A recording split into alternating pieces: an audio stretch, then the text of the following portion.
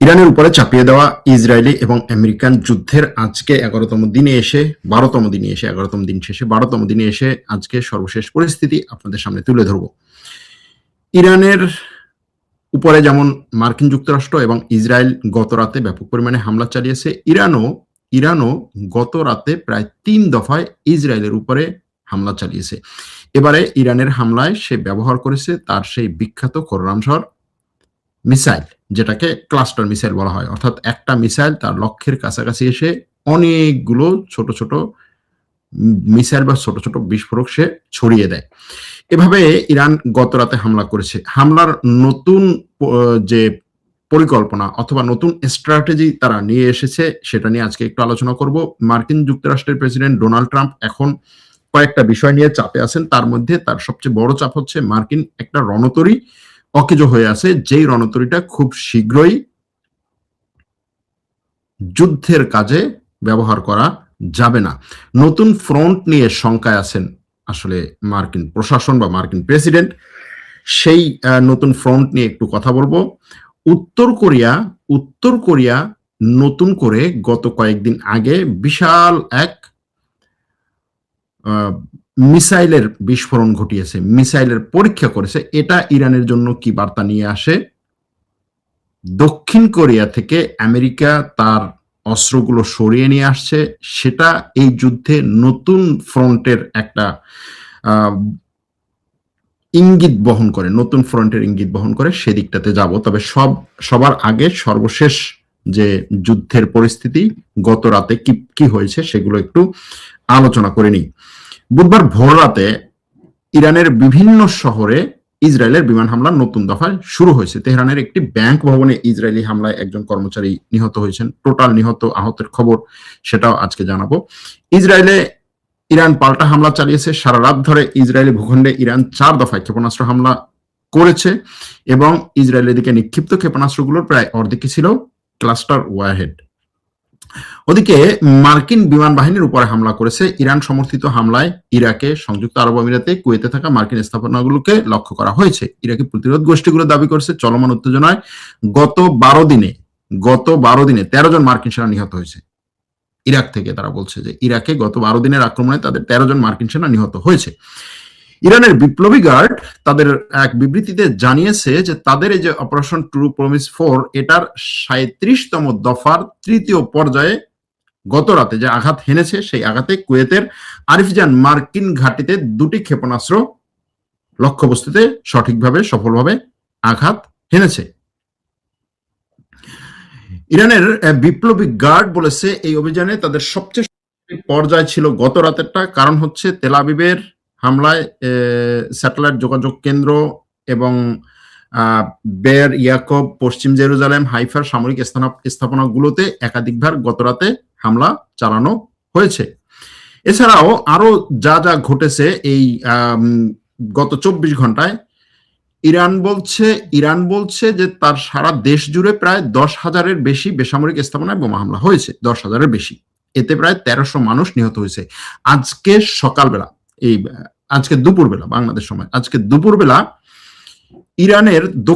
ইরানের সেন্ট্রালে, মধ্য ইরানের একটা শহরে আরেকটা গার্লস স্কুলে হামলা হয়েছে। স্কুলটা পুরোপুরি ধ্বংস হয়ে গেছে। এই গার্লস স্কুলে হামলা নিয়ে গতকালকে বলেছিলাম, ট্রাম্প বারবার বলছে ইরান শিশুদেরকে গলা কেটে হত্যা করে, তারপরে নারীদেরকে পেট কেটে হত্যা করে। অথচ আমেরিকা নারী পেট কেটে আর গলা কাটা, যদি এটা সঠিক না তারপরেও যদি বলি, পেট কেটে আর গলা কাটাতো না, পুরোপুরি হচ্ছে দুমড়ে মুচড়ে একেবারে ধ্বংস করে দেয় শিশুদেরকে। মঙ্গলবার রাতে তেহরানের মেহরাবাদ বিমানবন্দর সহ বিভিন্ন লক্ষ্যবস্তুতে নতুন করে হামলা চালিয়েছে ইসরায়েল এবং আমেরিকা। একই সময় ইসরায়েল এবং আমেরিকার উপসাগরীয় অঞ্চলে থাকা যে সমস্ত স্বার্থ এবং যে সমস্ত ঘাঁটিগুলো আছে সেগুলোকে লক্ষ্য করে পাল্টা হামলা অব্যাহত রেখেছে। ইরান ইতিমধ্যে হরমুজ প্রণালীকে পুরোপুরি বন্ধ করার ঘোষণা দিয়েছে, তবে কয়েকটা দেশ এটার মধ্যে থেকে বেঁচে যাবে, তার মধ্যে বাংলাদেশ একটা, তার মধ্যে চীন একটা। চীনে এই যুদ্ধ চলাকালীন সময়ে হরমুজ প্রণালী বন্ধ করে দেওয়ার পরেও চীনের 11টা জাহাজ হরমুজ প্রণালী থেকে বের হয়ে যেতে পেরেছে। ওয়াশিংটনের রাজনৈতিক চাপ বাড়ছে, এটা বলছে আল জাজিরা, যে ওয়াশিংটনে অর্থাৎ আমেরিকার উপরে রাজনৈতিক চাপ বাড়ছে। যুক্তরাষ্ট্রের আইন প্রণেতারা অর্থাৎ যুক্তরাষ্ট্রের কংগ্রেসম্যান এবং সিনেটররা যুদ্ধের লক্ষ্য নিয়ে খোলাখুলি একটা ডিবেট এবং ব্রিফিং এর দাবি করেছে যে সরকার এই গোপনে ব্রিফিং করার দরকার নেই, মিডিয়ার সামনে এটা করবে। কারণ এবং তাদের কথা হচ্ছে মার্কিন সৈন্যদের হতাহতের খবরটা, হতাহতের সংখ্যাটা আমাদেরকে সঠিকভাবে জানানো দরকার। তারাও মনে করছে যে মার্কিন যুক্তরাষ্ট্র এই যুদ্ধে বিভিন্ন দেশে কতগুলো মার্কিন সৈন্য নিহত হয়েছে এ ব্যাপারে সঠিক তথ্য দিচ্ছে না। আর তাদের আরেকটা প্রশ্ন হচ্ছে আন্তর্জাতিকভাবে এই যে বিভিন্ন আন্তর্জাতিক সংস্থা এবং দেশ বারবার বলছে যে মার্কিন যুক্তরাষ্ট্র ইরানে স্কুলকে টার্গেট করেছে এবং সেখানে প্রায় 200-র মতো শিশু নিহত হয়েছে। এই ঘটনাটা তদন্ত করে এটার বিচার করা দরকার, এটাও মার্কিন কংগ্রেসে অনেকেই বলছে।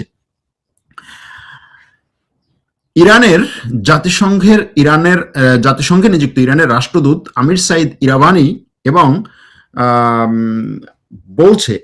ইরাবানি বলছে যে যুক্তরাষ্ট্র এবং ইসরায়েল ইচ্ছাকৃতভাবে বেসামরিক অবকাঠামোগুলোতে হামলা চালাচ্ছে ইচ্ছাকৃতভাবে। এবং তিনি বলছেন যে এই হামলার লক্ষ্যবস্তুর মধ্যে কি কি আছে, বসতবাড়ি আছে, স্বাস্থ্যসেবা কেন্দ্র আছে, জনগণের যে সমস্ত সেবা কেন্দ্র সেগুলো আছে।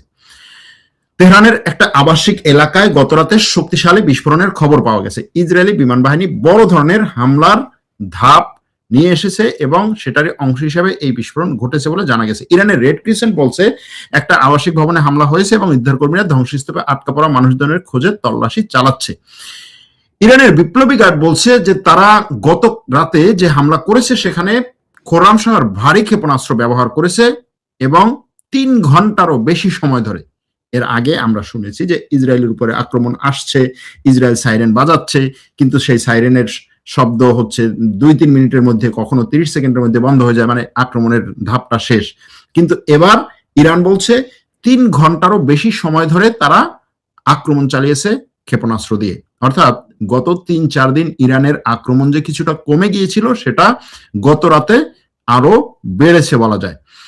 এই আক্রমণের লক্ষ্যবস্তু ছিল তেল আবিব, হাইফা এবং পশ্চিম জেরুজালেম। এছাড়াও ইরাকের ইরবিল, বাহরাইনের রাজধানী মানামা এবং অন্যান্য উপসাগরীয় যে অঞ্চলগুলো, যে এলাকাগুলো, সংযুক্ত আরব আমিরাত, কাতার, কুয়েত, এগুলোর মার্কিন ঘাঁটি লক্ষ্য করেও আক্রমণ করেছে ইরান। মার্কিন প্রতিরক্ষা মন্ত্রী পিট হেগসেথ বলেছেন যে মঙ্গলবার হতে পারে হামলার সবচেয়ে তীব্র দিন। সেই মঙ্গলবার দিনটা চলে গেছে। ইরানে রাজধানী তেহরানের অন্তত 8টি জেলায় হামলা হয়েছে এবং বড় বড় বিস্ফোরণের শব্দ শোনা গেছে। ইরানের আরো কয়েকটি শহরেও হামলা হয়েছে।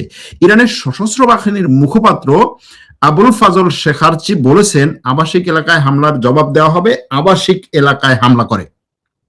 এবং ইরানের পুলিশ প্রধান আহমেদ রেজা রাদান বলেছেন যারা দেশের শত্রুদের সমর্থন করবে তাদের আর এখন আমরা প্রতিবাদকারী বলবো না, তারা এখন শত্রু হিসেবেই বিবেচিত হবে এবং শত্রুদের সাথে আমরা যে আচরণ করি তাদের সাথে সেই আচরণই করা হবে।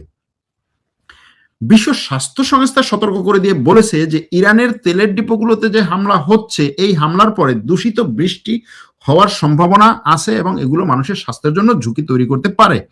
তেল স্থাপনাগুলো থেকে আগুন এবং তৈরি ঘন ধোঁয়া বৃষ্টির মেঘের সাথে মিশে বিষাক্ত দূষণ বহনকারী বৃষ্টি তৈরি করতে পারে। এটাকে বিভিন্ন জায়গায় বিভিন্নভাবে বলা, এটাকে কেউ অ্যাসিড বৃষ্টি বলে, কেউ হচ্ছে টক্সিক রেইন বলে, কেউ হচ্ছে দূষিত বৃষ্টি বলে। এটাই হচ্ছে মূলত এই ইরানে তেলের ডিপোগুলোতে ব্যাপক পরিমাণে মার্কিন ইসরায়েলি হামলার পরে ঘটার সম্ভাবনায় থাকা একটা ঘটনা। উপসাগরীয় দেশগুলোর পরিস্থিতি কি?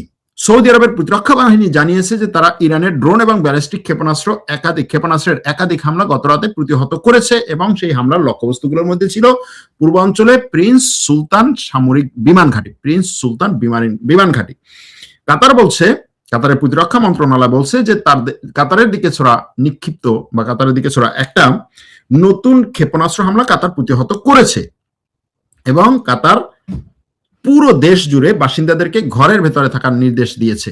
সংযুক্ত আরব আমিরাত জানিয়েছে তাদের আকাশ প্রতিরক্ষা ব্যবস্থা ইরানের নতুন ক্ষেপণাস্ত্র এবং ড্রোন হামলা মোকাবেলা করেছে। এই পুরো যুদ্ধ জুড়ে সংযুক্ত আরব আমিরাত যেটা বলছে যে তার আকাশ প্রতিরক্ষা ব্যবস্থা বিশ্বের সবচেয়ে ভালো আকাশ প্রতিরক্ষা ব্যবস্থাগুলোর একটি, অর্থাৎ ইসরায়েলের পর।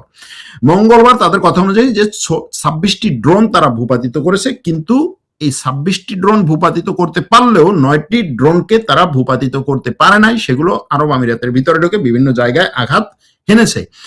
বাহরাইনে জরুরি সাইরেন বাজানো হচ্ছে বিভিন্ন সময়ে। গত রাতে 4টি জোরালো বিস্ফোরণের শব্দ শোনা গেছে বাহরাইনে। মার্কিন পররাষ্ট্রমন্ত্রী মার্কো রুবিও সৌদি আরবের পররাষ্ট্রমন্ত্রী ফয়সাল বিন ফারহান আল সৌদের সঙ্গে ফোনে কথা বলেছেন এবং ইরানি এই হামলার বিরুদ্ধে প্রতিরক্ষা জোরদারের বিষয় নিয়ে আলোচনা করেছেন। খুব সম্ভবত সৌদি আরবকে মার্কিন যুক্তরাষ্ট্র এখন বলার এবং বোঝানোর চেষ্টা করছে যে তুমি হচ্ছ এই মধ্যপ্রাচ্যের বড় ভাই, বিগ ব্রাদার মোড়ল, তুমি মধ্যপ্রাচ্যের দেশগুলো নিয়ে আমাদের সাথে যুদ্ধে ঝাঁপিয়ে পড়ার একটা বিবৃতি দাও এবং ঘোষণা দাও, কিন্তু এখনো পর্যন্ত তারা দিচ্ছে না। কাতারের প্রতিমন্ত্রী মোহাম্মদ বিন আব্দুল আজিজ আল খুলাইফি মধ্যপ্রাচ্যে উত্তেজনা কমানোর আহ্বান জানিয়েছেন। তিনি বলেছেন যে ইরান এবং যুক্তরাষ্ট্রকে আলোচনায় ফিরে আসতে হবে। এই যুদ্ধ শুরুর পর এই প্রথম কাতার থেকে আলোচনায় ফিরে আসার কথা শোনা গেল। কাতার এতদিন পর্যন্ত বলেছিল আমরা কোনো আলোচনার মধ্যে নাই, ইরানের সাথে যোগাযোগ করছি না এবং আলোচনার মধ্যস্থতা করার মতো পরিস্থিতিতেও আমরা নাই। এখন কাতার বলছে যে আমরা আসলে মধ্যপ্রাচ্যের দেশগুলো ইরানের শত্রু না এবং প্রতিবেশী দেশগুলোর উপরে হামলা কারো জন্যই লাভজনক না, এটা কাতার বলছে।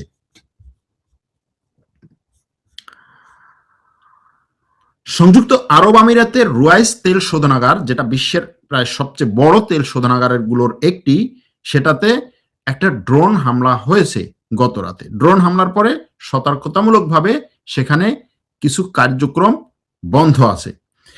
কুয়েতে মার্কিন ঘাঁটি লক্ষ্য করে ব্যাপক পরিমাণে হামলা করেছে ইরানের বিপ্লবী গার্ড এবং কুয়েতের শুধুমাত্র একটা ঘাঁটিতেই কমপক্ষে 2-3টা ক্ষেপণাস্ত্র আঘাত হেনেছে, যদিও কুয়েত কর্তৃপক্ষ এই বিষয় নিয়ে এখনো পর্যন্ত কোনো কথা বলে নাই। যুক্তরাজ্যের মেরিটাইম ট্রেড কর্পোরেশন জানিয়েছে অন্তত 2টা জাহাজে অজ্ঞাত ক্ষেপণাস্ত্র গতকাল আঘাত হেনেছে এবং সেই আঘাতে ক্ষতিগ্রস্ত হয়েছে। এর একটা ছিল দুবাইয়ের কাছে, আরেকটা ছিল হরমুজ প্রণালীতে। দুবাইয়ের কাছে বলতে পারস্য উপসাগরে, আরেকটা ছিল হরমুজ প্রণালীতে। ইরানের সশস্ত্র বাহিনী হুমকি দিয়েছে, তারা বলেছে যে যুক্তরাষ্ট্র এবং ইসরায়েলের অর্থনৈতিক কেন্দ্র এবং ব্যাংকগুলোকে আমরা টার্গেট করব। মানে নতুন টার্গেটের শুরুতে কি ছিল রাডার, দ্বিতীয় কি ছিল সামরিক স্থাপনাগুলো, তৃতীয় ছিল হচ্ছে হোটেল এবং ব্যবসা প্রতিষ্ঠানগুলো বা হোটেল এবং আবাসিক এরিয়াগুলো। এখন চতুর্থ পর্যায়ে এসে ইরান বলছে যে আমরা অর্থনৈতিক কেন্দ্র এবং ব্যাংকগুলোকে আঘাত করব। অর্থাৎ ইসরায়েল এবং আমেরিকার মধ্যপ্রাচ্যে যেই সমস্ত তাদের সাথে সংশ্লিষ্ট ব্যাংক এবং অর্থনৈতিক সেন্টারগুলো আছে সেগুলোতে আঘাত করার হুমকি দিয়েছে ইরান। এটা নতুন ধাপে নিয়ে যাবে এই যুদ্ধকে। এখন এই যুদ্ধ চলাকালীন যে পরিস্থিতি এখন সামনে আসছে সেটা হচ্ছে যে ইসরায়েলের গতরাতে যে হামলাগুলো হলো সেই হামলা এবং পাল্টা হামলাগুলো নিয়ে যে কথাগুলো আমরা বলতে পারি সেটা হচ্ছে যে এই যুদ্ধ এখনো পর্যন্ত কোনো জায়গায় থামার কোনো পরিস্থিতি দেখা যাচ্ছে না এবং বিপ্লবী গার্ড যেভাবে হুমকি দিয়ে আসছে, দেখুন এখানে বিপ্লবী গার্ড এখন বলা যায় যে পুরো ইরানের পুরো ক্ষমতা, এটা অনেক জায়গা হয়তো আপনারা দেখবেন আর 2-1 ঘন্টা বা 2-4 ঘন্টা পরে যে বিপ্লবী গার্ড হচ্ছে ইরানের পুরো ক্ষমতা দখল করেছে, এরকম একটা কথা। অর্থাৎ ইরানের রাষ্ট্রপতি দেখবেন বিবৃতি দেয় হচ্ছে সর্বোচ্চ ধর্মীয় নেতার কথা বলে, যে সর্বোচ্চ ধর্মীয় নেতা এই কথাটা বলেছে। ইরানের বিভিন্ন যে রাজনৈতিক বা সর্বোচ্চ নেতারা আছেন তাদের যে বক্তব্যগুলো দেখবেন সেই বক্তব্যগুলো হচ্ছে বিপ্লবী গার্ডের যে ধরনের বক্তব্য সেটার কাছাকাছি বা সেই রকম বক্তব্য। অর্থাৎ ইরান এখন কার্যত পরিচালনা করছে বিপ্লবী গার্ড, এরকম একটা পরিস্থিতি। অর্থাৎ যুদ্ধ পরিস্থিতিতে ইরান বিপ্লবী গার্ডের অধীনে চলে গেছে, এরকম একটা কথা অনেকেই বলছেন। সুতরাং এই যে ইরান খোররাম শহর ক্ষেপণাস্ত্র দিয়ে আঘাত হানছে, এই জায়গাটাতে একটু যেতে চাই যে এই খোররাম শহর ক্ষেপণাস্ত্র এমন একটা মিসাইল, যেই মিসাইলটা তার আঘাতের কাছে, তার লক্ষ্যবস্তুর কাছাকাছি এসে তার মাথা থেকে অনেকগুলো ভিন্ন ভিন্ন ভিন্ন ভিন্ন হচ্ছে ছোট ছোট ছোট ছোট মিসাইল বা ওয়্যারহেড চলে যায়, ছোট ছোট মানে বিস্ফোরক। এইগুলো হচ্ছে বিভিন্ন জায়গায়, ধরেন একটার থেকে যদি 12টা 13টা 15টা 20টা বিস্ফোরক বেরিয়ে যায় এবং তারা ভিন্ন ভিন্ন জায়গায় গিয়ে আঘাত হানে, তখন হচ্ছে এয়ার ডিফেন্স সিস্টেম তাদেরকে আঘাত করতে পারে না। এখন এই যে জিনিসটা, এটা ইরান কোত্থেকে পেল? এটা ইরান পেয়েছে হচ্ছে উত্তর কোরিয়ার কাছ থেকে, অর্থাৎ উত্তর কোরিয়ার কাছ থেকে ইরান টেকনোলজি ট্রান্সফারের মাধ্যমে এই কাজটা করেছে। আমরা জানি যে উত্তর কোরিয়ার সাথে ইরানের দীর্ঘদিনের কি আছে, প্রযুক্তি সহযোগিতা চুক্তি, এবং তারা এই সহযোগিতা করে আসছে। ইরানের এই যে ব্যাপক পরিমাণে মিসাইলের দিকে আগানো, মিসাইলের দিকে যাওয়া এবং মিসাইল নিয়ে যে এত গবেষণা, এই ক্ষেত্রে সবচেয়ে বেশি সহযোগিতা করছে উত্তর কোরিয়া। উত্তর কোরিয়ার মুসুদান ক্ষেপণাস্ত্রের সাথে এই ইরানের খোররাম শহর ক্ষেপণাস্ত্রের মোটামুটি মিল